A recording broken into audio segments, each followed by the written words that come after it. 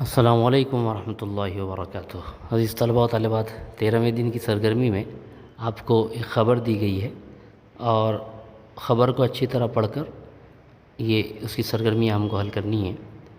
اب یہ جو خبر نویسی ہے، اخبارات، ٹی وی، ریڈیو، انٹرنیٹ وغیرہ میں جو ہم خبریں پڑھتے رہتے ہیں، تو یہ ان خبروں کو سمجھنا بھی ایک اہم چیز ہے اور پھر خبر تیار کرنا بھی ایک اہم چیز ہے۔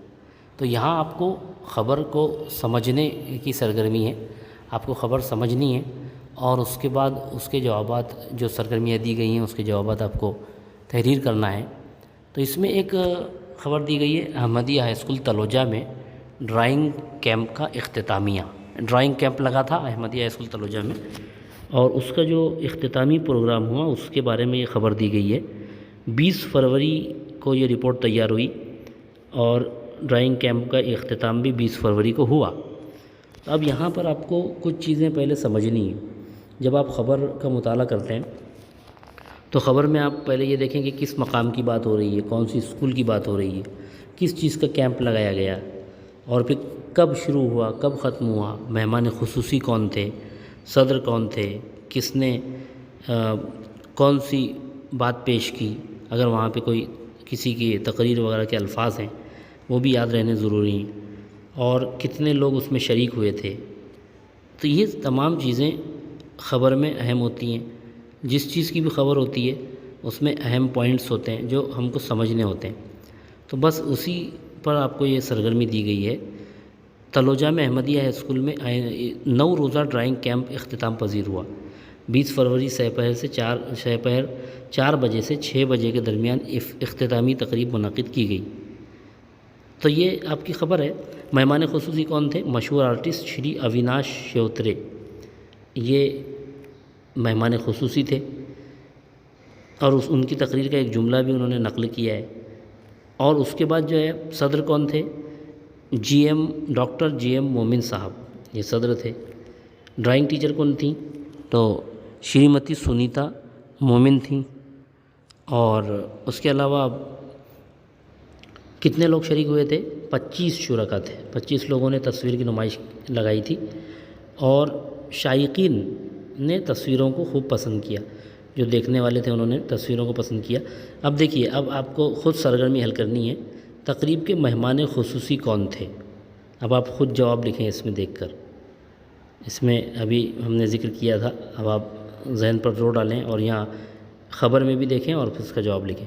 تقریب کے صدر کون تھے؟ وہ بھی یہاں نام دیا ہوا ہے، صدارت کے فرائض انجام دیے۔ اس کے علاوہ تصویروں کو سراہنے والے، تصویروں کو کن لوگوں نے پسند کیا، ان کا بھی یہاں ذکر کیا گیا ہے آخری جملے میں، تو وہ آپ کو لکھنا ہے۔ اب اس کے بعد آپ کو رائے دینا ہے خبر کے بارے میں کہ یہ خبر آپ کو کیسی لگی، آپ اس کے بارے میں کیا کہتے ہیں۔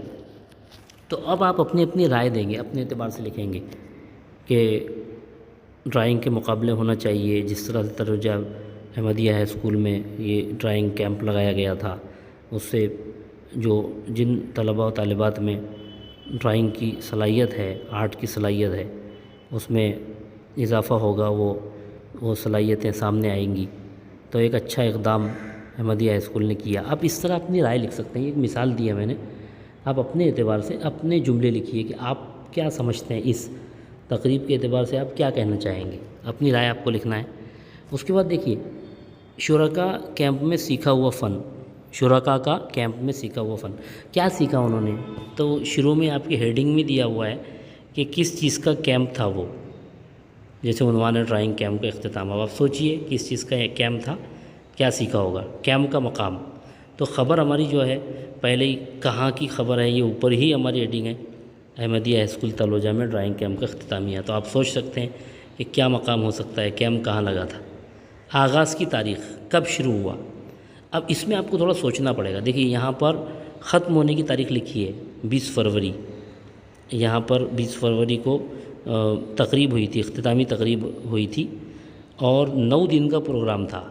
اب آپ سوچ لیں کہ 20 کو ختم ہوا تو وہ شروع کب ہوا ہوگا، اس میں سے 9 دن کم کر لیں، اتنے فروری آپ وہاں لکھیں گے جب شروع ہوا تھا، وہاں کیمپ آغاز ہوا تھا۔ تو 20 فروری میں سے 9 دن آپ کم کر لیں تو اتنی تاریخ کو وہ شروع ہوا تھا، اور سن بھی آپ دیکھ کے برابر ڈالیں. تو یہاں اگر سن دیا ہوا ہے تو آپ لکھیں، ورنہ لکھنے کی ضرورت نہیں، صرف تاریخ لکھیں. یہاں سن نہیں لکھا ہوا ہے تو آپ صرف تاریخ لکھیں. اس کے بعد شرکاء کی تعداد کتنی تھی. ہم نے دیکھا ابھی پیراگراف پڑھتے وقت میں نے آپ کو بتایا تھا کہ کتنے شریک ہوئے تھے اس میں، لوگ شریک ہوئے تھے اس میں، تو آپ کو وہ لکھنا ہے. بس بہت آسان سرگرمی. اب آپ کو کیا کرنا ہے، جیسے اس میں ایک تعلیمی واقعے کا ذکر کیا گیا.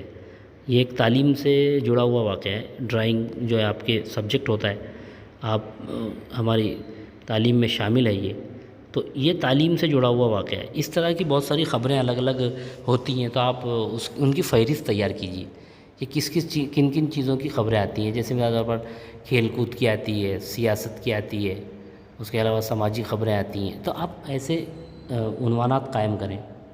اور دہشت گردی کی، یعنی الگ الگ خبریں جو آتی ہیں آپ ان کی عنوانات قائم کریں، اور عنوان ایک فہرست بنا لیں آپ.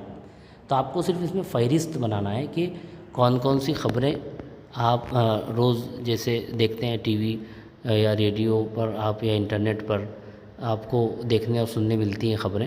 ان کی بس ایک فہرست آپ کو بنانی ہے، اور کچھ نہیں کرنا ہے. تو اس میں ایک فہرست آپ کو بنانا ہے کہ کن کن چیزوں سے متعلق خبریں آتی ہیں. امید ہے آپ کو اچھی طرح سمجھ میں آئی ہوگی آج کی سرگرمی. بہت بہت شکریہ. السلام علیکم ورحمۃ اللہ وبرکاتہ.